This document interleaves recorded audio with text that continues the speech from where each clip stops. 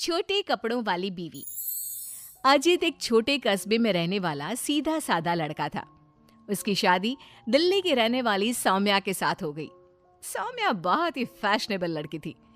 अजित की नौकरी छोटे कस्बे में होने के कारण सौम्या भी अजित के साथ छोटे शहर में रहने के लिए आ गई।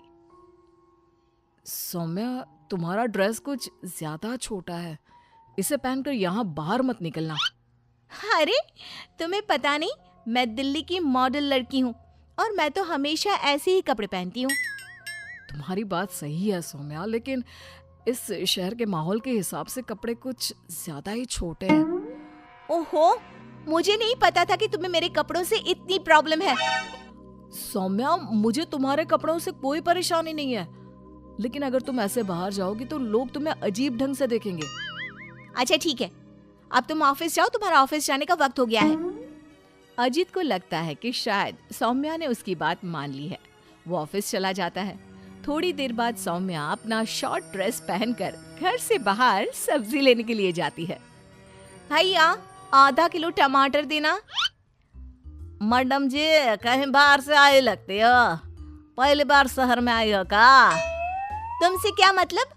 और तुम मुझे ऐसे घूर घूर के क्यों देख रहे हो? अरे नहीं नहीं, ऐसी कोई बात नहीं है, बस आपके कपड़ों को देखकर लग नहीं रहा कि आप शहर की रहने वाली हैं। तुम अपने काम से काम रखो, मैं चाहे कुछ भी पहनूं, तुम्हें उससे क्या? सौम्या सब्जी लेकर अपने घर चली जाती है। शाम को अजित घर वापस आता है। सौम्या, कल मम्मी पापा आ रहे हैं। देखो, तुम ना उनके सामने साड़ी पहन कर रहना, वरना मम्मी बुरा मान जाएंगी। अरे यार, तुम भी ना जब देखो तब मेरे कपड़ों को लेकर परेशान रहते हो। अरे बस 2 दिन की तो बात है सौम्या, उसके बाद तो मम्मी पापा वापस घर चले जाएंगे। अच्छा ठीक है ठीक है। अगले दिन अजित ऑफिस चला जाता है और पीछे से सौम्या के सास ससुर घर पर आते हैं। लेकिन अजित के घर पर ना होने की वजह से सौम्या ने साड़ी नहीं पहनी थी और वही छोटे कपड़ों में वो अपनी सास के सामने आ जाती है। नमस्ते मम्मी जी, पापा जी, कैसे हैं आप? अरे मैं तो आंखें बंद कर लेता हूँ, ये बहू ने कैसे कपड़े पहने हुए हैं। राम राम राम राम राम। अरे बहू, तुमको जरा भी शर्म नहीं आती? अपने सास ससुर के सामने इतना छोटा ड्रेस पहनकर घूम रही हो। क्या अजित ने तुमको बताया नहीं कि हम लोग तुमसे मिलने आ रहे हैं? बताया तो था, लेकिन वो क्या है ना मम्मी जी, पापा जी, मुझे तो ऐसे ही कपड़े पहनने की आदत है।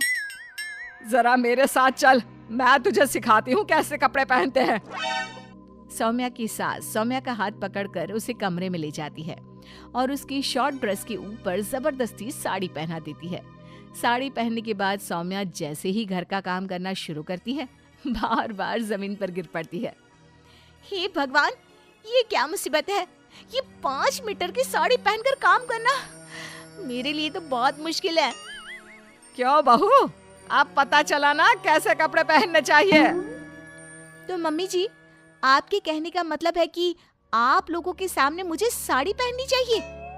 हाँ बहू, तुम्हारी सास के कहने का यही मतलब है।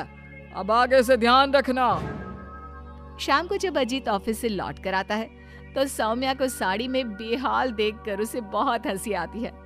लेकिन अगली सुबह जब सौम्या सोकर उठती है तो उसके कपड़े देखकर अजीत और उसके माँ बाप का सर घूमने लगता है। अरे सौम्या, तुमने ये क्या पहना है? आपकी मम्मी ने साड़ी पहनने के लिए कहा था तो मैंने साड़ी पहन ली। लेकिन सौम्या, तुम्हारी साड़ी तो घुटनों तक ऊंची है, जैसे ये साड़ी ना हो कोई मिनी स्कर्ट हो। वो क्या है ना बेबी, तुम्हारी मम्मी ने मुझे सिर्फ साड़ी पहनने के लिए कहा था, उसकी लंबाई नहीं बताई थी। हे भगवान, ये कैसी बहू पल्ले पड़ी है? अरे ये क्या अजूबा बनकर घूम रही है? लगता है मुझे फिर से आंखें बंद करके ही रहना पड़ेगा। अरे पापा जी, आप एक बार आंखें बंद कर ही लीजिए, बार बार डायलॉग मारते रहते हैं। ये तुमने क्या हुलिया बना लिया है सौम्या? अजीत के मम्मी और पापा अपनी बहू की हरकतों से परेशान होकर वापस चले जाते हैं। अजीत सौम्या को समझाने की कोशिश करता है, लेकिन वो उसकी कोई बात नहीं सुनती। एक दिन सौम्या कुछ ज्यादा ही फैशनेबल कपड़े पहनकर घर से बाहर निकलती है। उस छोटे से कस्बे के लोगों ने उस तरह के कपड़े कभी देखे ही नहीं थे। अरे बहन, क्या बात है? तुम्हारे पास पहनने को कपड़े नहीं का? लगता है बहुत गरीब हो। चलो मेरे साथ, मैं तुम्हें अपनी पुरानी साड़ी दे दूंगी। हाँ, पागल हो गई है क्या? ये आजकल का फैशन है, फैशन। सौम्या जैसे ही थोड़ा आगे बढ़ती है, अरे देखो बेचारी कितनी गरीब है, इसके कपड़े भी फटे हुए हैं। लो ये 10 रुपए रख लो। हाँ कोई बात नहीं। अरे मैं कोई भिखारी थोड़ी ना हूँ। कितने अजीब लोग हैं यहाँ के, इनको फैशन का मतलब भी नहीं पता। थोड़ा आगे जाने के बाद कुछ बच्चे सौम्या को देखकर जोर जोर से हंसने लगते हैं। अब तुम लोगों को क्या प्रॉब्लम है? क्यों हंस रहे हो ऐसे? आंटी, आंटी आप बहुरूपिया है ना? हाँ? बहुरूपिया क्या होता है? आंटी वही जो अजीब अजीब कपड़े पहनकर गली गली में घूमता है और लोगों से पैसे मांगता है। तुम्हारा दिमाग खराब हो गया है? मैं कोई बहुरूपिया नहीं हूँ। लेकिन आपकी हालत देखकर तो ऐसा ही लग रहा है। तभी वहां पर एक औरत आती है। अरे बच्चों, ये तो कोई पागल औरत लगती है। देखो इसके कपड़े भी फटे हुए हैं। हे भगवान, मैं सच में पागल हो जाऊंगी। इस शहर के लोग बड़े अजीब हैं। मेरे फैशन को न जाने क्या समझ बैठे हैं। फिर सौम्या अपने घर लौट आती है और जोर जोर से रोने लगती है। सौम्या को इस तरह रोता देखकर अजित को कुछ समझ नहीं आता। अरे क्या हुआ सौम्या, तुम इतना क्यों रो रही हो? किसी ने कुछ कहा क्या? इस शहर के लोग पूरे पागल हैं। मेरे फैशन वाले कपड़ों को देखकर न जाने कैसी कैसी बातें करते हैं।